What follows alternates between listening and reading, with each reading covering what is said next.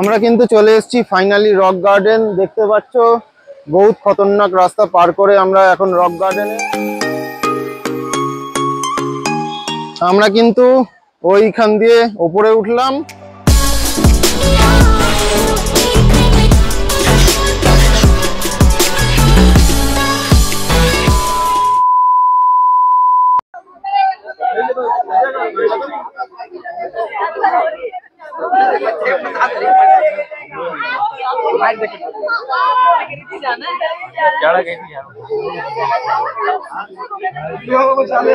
বাচ্চা মেয়েটা কিন্তু নিচের দিকে তাকিয়ে ভয় পেয়ে গেছে যে এত নিচে আমি নামবো কি করে এই পাহাড় দিয়ে,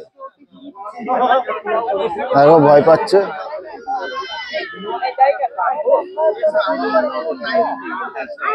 আরেকজন কিন্তু এখান দিয়ে আবার উঠছে ওপরে।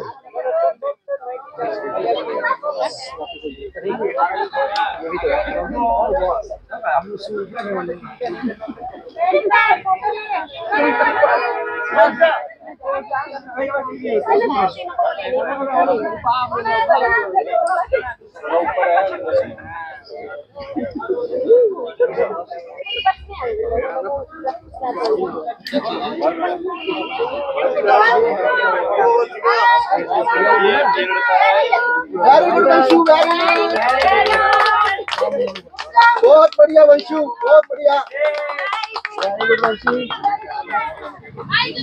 তো চলো আমরা এখন এখান দিয়ে বেরিয়ে যাই। বাঁদিকে ডান দিকে চায়ের দোকান, খাবারের দোকান, এর আগেও বললাম, মাঝখান দিয়ে সরু রাস্তা। দার্জিলিং এর মেন মার্কেট কিন্তু আমরা পার করে চলে এসেছি ব্যাকে। এটা হচ্ছে চক বাজার, দার্জিলিং এর মেন মার্কেট।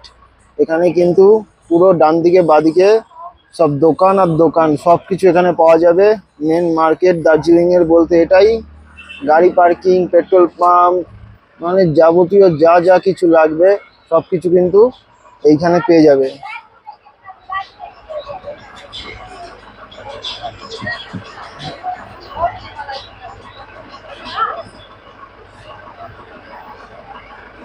সামনের ভিউটা কিন্তু অসাধারণ। আমরা যত আগে এগোবো তত কিন্তু আরো ভিউ অসাধারণ হবে, কারণ পরপর থাকে থাকে সব বাড়ি সাজানো আছে আর সব কিন্তু মেঘে ঢেকে আছে। আর এখানে রাস্তাঘাট দেখতেই পাচ্ছ কত জাম, গাড়ি ঘোড়া, লোকজন, দু চাকা। একটা বিজি মার্কেট, একটা বিজি মার্কেট বলতে পারো, সব থেকে বিজি মার্কেট দার্জিলিং এ এটাই চক বাজার। কিন্তু আমরা চক বাজার ছাড়িয়ে মোটামুটি বেরিয়ে যাচ্ছি। আর রক গার্ডেন যেতে গেলে কিন্তু আমাদের পুরো এই টাউন ছেড়ে নিচের দিকে নামতে হবে। এখনো চক বাজার থেকে প্রায় টাইম লাগবে আধ ঘন্টা, মানে অনেক কিলোমিটার। তো চলো, এখানে কিন্তু পরপর গাড়ির জাম লেগে গেছে। তো চলো সামনে এগোই, সামনের রাস্তাগুলো তোমাদের সব শেয়ার করব।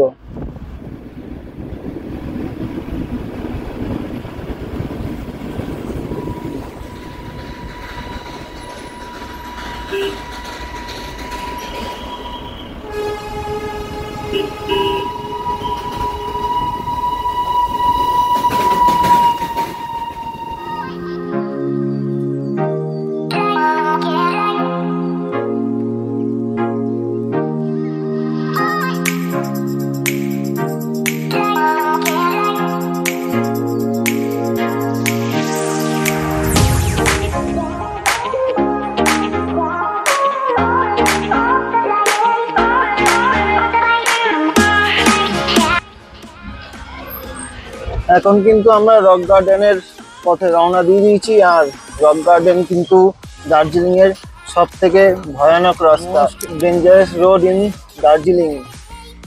সামনে দেখতেই পাচ্ছ সিনারি, মোস্ট ডেঞ্জারাস।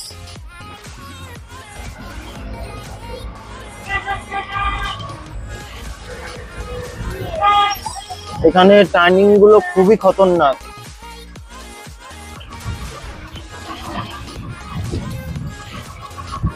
যাদের হার্টের প্রবলেম আছে তাদের এখানে আসা কিন্তু খুবই প্রবলেমের ব্যাপার। এই হচ্ছে এখানকার রোড।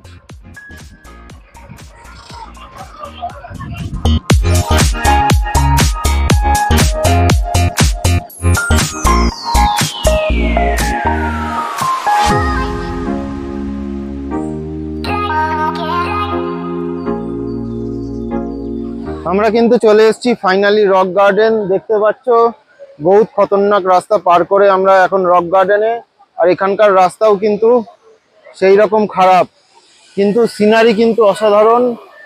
এই হচ্ছে রক গার্ডেনের সামনেই পড়বে হচ্ছে রাস্তার উপরে ওয়াটারফল। আর ওয়াটারফলটা দেখতে পাচ্ছ কত সুন্দর। এখান দিয়ে উপর দিয়ে নেমে এখান দিয়ে পাস হয়ে নিচ দিয়ে বয়ে যাচ্ছে। বই কিন্তু এইখান দিয়ে এটা নিজের জায়গা মতন নিচে নেমে যাচ্ছে। এখন কতটা নিচে নামছে এর কোনো আইডিয়া নেই।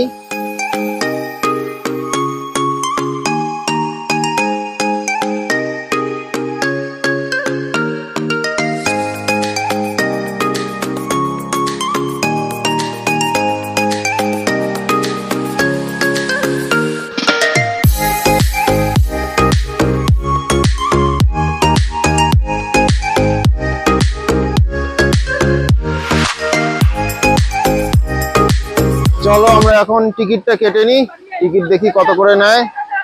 চলো।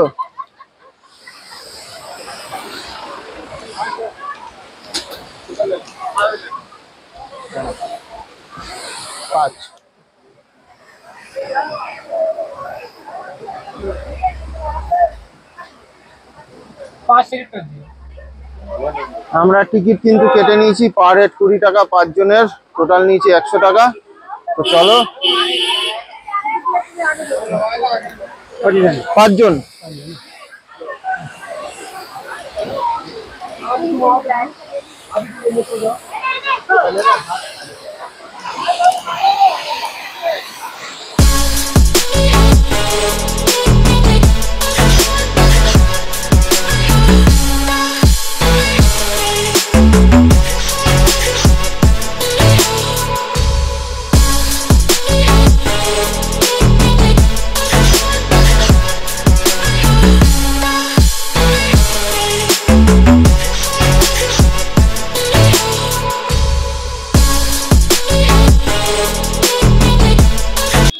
আমরা কিন্তু ওইখান দিয়ে উপরে উঠলাম।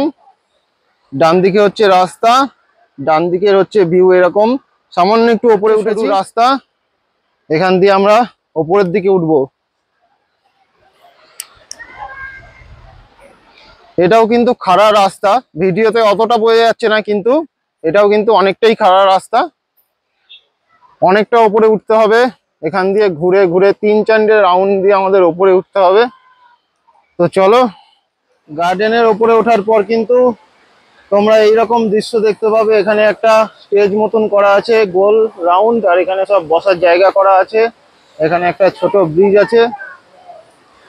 আর এই সামনে দিয়ে কিন্তু 1, 2, 3, 4টে রাউন্ড ঘুরে তোমাদের ওই ওপরে যাচ্ছে, ওই ওপরে যেতে হবে। আর ওখান দিয়েই কিন্তু ঝর্ণার জলটা পড়ে এরকম এদিক দিয়ে নিচে নামছে। কিন্তু per head 100 Gorkha traditional dresses.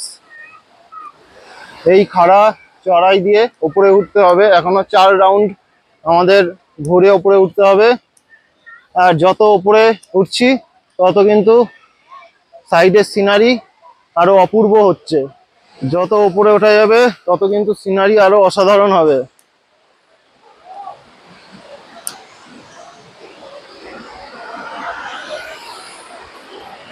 অসাধারণ কিন্তু প্রাকৃতিক সৌন্দর্য।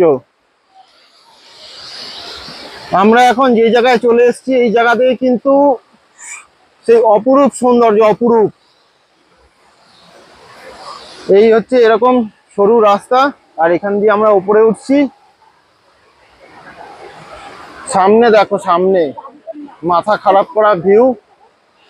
আমরা ভাবছিলাম কিন্তু 3-4টে রাউন্ড ঘুরতে হবে, কিন্তু 3-4টে রাউন্ড না, এখনো কিন্তু অনেক রাউন্ড ঘুরতে হবে আর অনেক উপরে উঠতে হবে। রাউন্ডের কোনো শেষ নেই, কারণ দেখো এখান দিয়ে আরো 4-5টা দেখা যাচ্ছে রাউন্ড, আরো উপরে মানুষ আছে।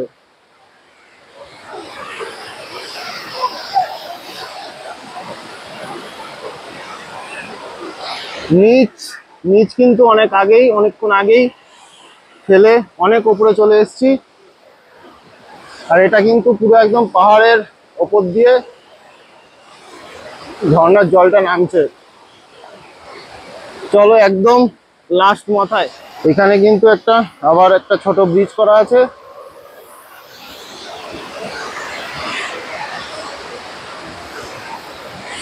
আমরা কিন্তু ফাইনালি একদম লাস্ট মাথায় চলে এসেছি, মানে একদম টপে।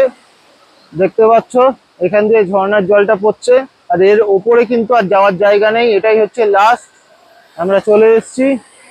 আর এখানে ছোট পুচকে, বড় পুচকে, বউ, শাশুড়ি সবাই চলে এসছে। আর দিদি আর জামাইবাবু আসছে। এখানের ভিউ কিন্তু হচ্ছে এরকম।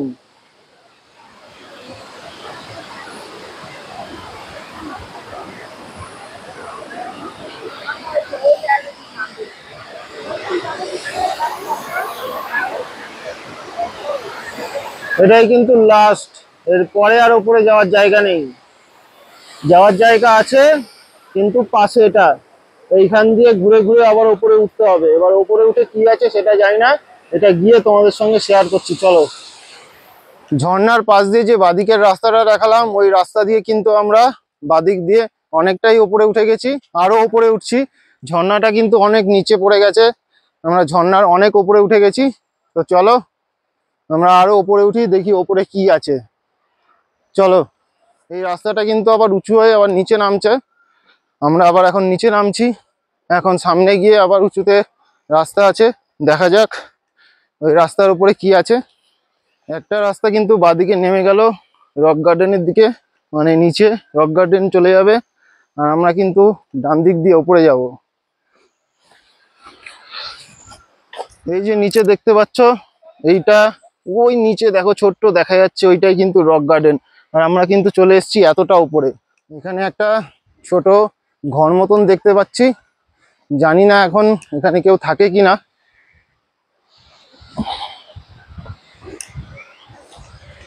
এখানে কিন্তু কেউ থাকে না, কিন্তু একটা ছোট ঘর বানানো আছে, আর পাশে টেবিল চেয়ার করা আছে।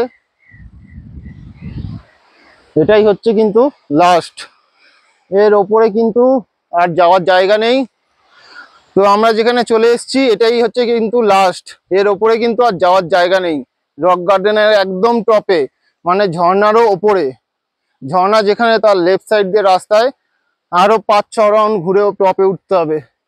এরপরে দেখতে পাচ্ছ শুধু জঙ্গল, এরপরে কিন্তু আর কোনো রাস্তা নেই। এখানে একটা ছোট ইয়ে করা আছে, এটা হয়তো কবে বন্ধ হয়ে গেছে কোনো ঠিক নেই। তো এখানের আবহাওয়া কিন্তু মারাত্মক লেভেলের আবহাওয়া। আর এখানের দৃশ্য দেখো, সামনের দিয়ে পাহাড়, বাড়ি ঘর, আর গাড়ি যে নামছে ওখান দিয়ে দেখা যাচ্ছে।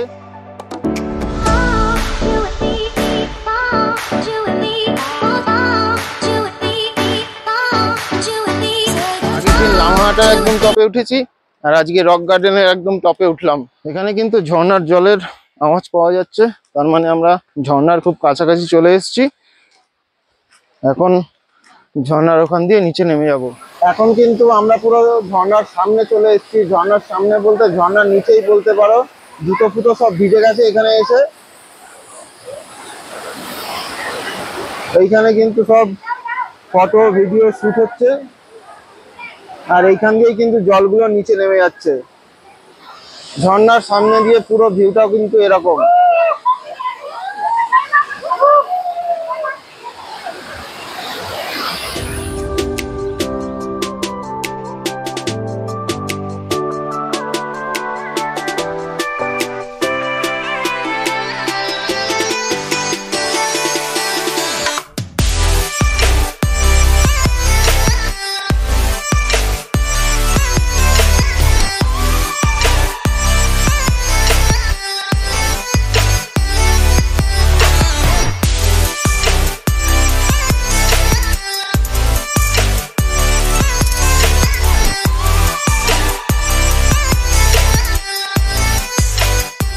রক গার্ডেন থেকে বেরিয়ে পড়েছি, রক গার্ডেন থেকে বেরিয়ে অনেকটা চলেও এসেছি।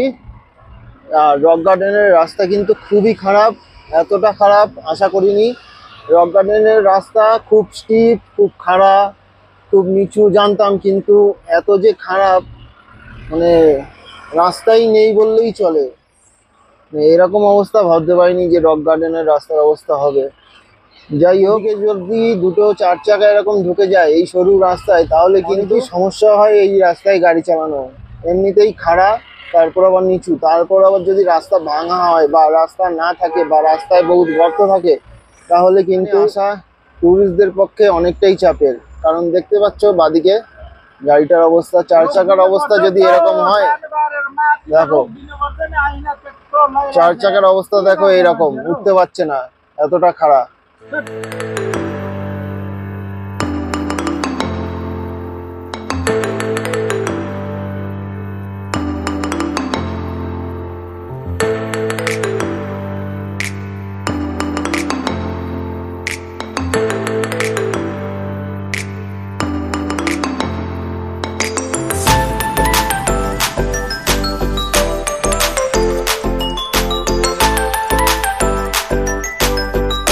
দার্জিলিং স্টেশনের পাশেই কিন্তু এরকম একটা সুন্দর মন্দির আছে, সুন্দর সাজানো গোছানো, যেটা হচ্ছে পশুপতিনাথ মন্দির। একদম পুরো দার্জিলিং স্টেশনের সামনেই। দার্জিলিং স্টেশন ঢুকতেই প্রথম দিকেই বাদিকে পড়বে, নিচে নামতে হবে। এইটা হচ্ছে দরজা, এই দরজাটা এখন বন্ধ আছে। আমরা ঢুকবো হচ্ছে ব্যাক সাইড দিয়ে, ওখানে সব মূর্তি রাখা আছে। কত সুন্দর সাজানো গুছানো মন্দির।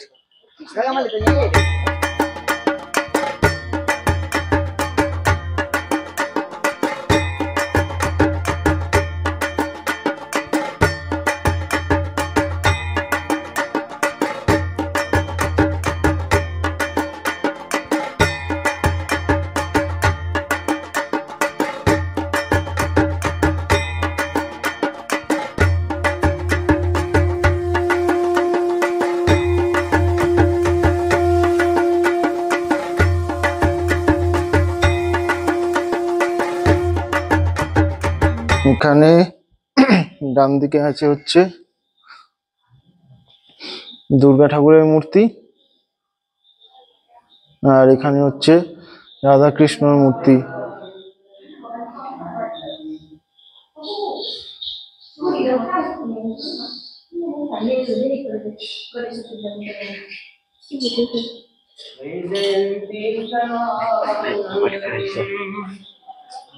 খুবই সুন্দর কিন্তু মূর্তি, আর এখানের মন্দির কিন্তু খুবই সুন্দর। এই মন্দিরটা কিন্তু সকাল 6টা থেকে দুপুর 11টা পর্যন্ত খোলা থাকে, আর সন্ধ্যে 6টা থেকে 7:30টা পর্যন্ত খোলা থাকে। পাশেই দেখছো কত অপরূপ অসাধারণ ভিউ। এটা হচ্ছে মন্দিরের, এই মন্দিরের গেট থেকে দাঁড়িয়ে এরকম ভিউ।